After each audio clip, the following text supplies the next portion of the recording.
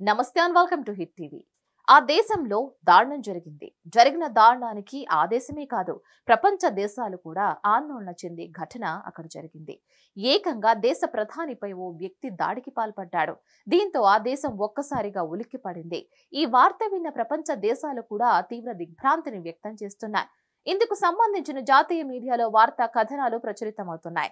ఇటు సంబంధిత అధికారిక కార్యాలయం సైతం ఓ ప్రకటనను విడుదల చేసింది. అసలు విషయం ఏంటి అంటే, ఐరోపా దేశమైనటువంటి డెన్మార్క్ ప్రధానిపై దాడి జరిగింది.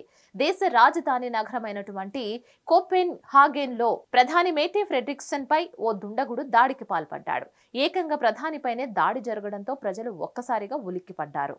కాగా కోపెన్ హాగెన్ లోని కల్టోర్వెట్ ప్రాంతంలో ఆమెపై దుండగుడు దాడికి దిగగానే సెక్యూరిటీ సిబ్బంది వెంటనే అతన్ని అదుపులోకి తీసుకున్నారు. అతను ఒక్కసారిగా దాడి చేయడంతో ప్రధాని షాక్ కు గురయ్యారు అంటూ ఫెడ్రిక్సన్ కార్యాలయం అధికారిక ప్రకటన చేసింది. దాడి అనంతరం ఆమెను భద్రతా సిబ్బంది అక్కడి నుంచి తీసుకువెళ్లిపోయారు. అయితే ఆమె ఆరోగ్య పరిస్థితి ఎలా ఉందనే వివరాలు మాత్రం ఇంతవరకు వెల్లడించలేదు. ఈ ఘటనపై అక్కడి పోలీసులు దర్యాప్తు చేస్తున్నారు. ఐరోపా యూనియన్ కు ఎన్నికలు జరుగుతున్న వేళ ఈ పరిణామం చోటు చేసుకుంటున్నట్లు తెలుస్తోంది. ఇదిలా ఉంటే కొద్ది రోజుల క్రితం స్లోవేకియా ప్రధానమంత్రి రాబర్ట్ ఫీకోపై ఓ దుండగుడు కాల్పులకు పాల్పడిన విషయం తెలిసిందే. ఈ ఘటనలో రాబర్ట్ ఫీకో తీవ్రంగా గాయపడ్డారు. మరిన్ని అప్డేట్స్ కోసం stay tune to hit TV.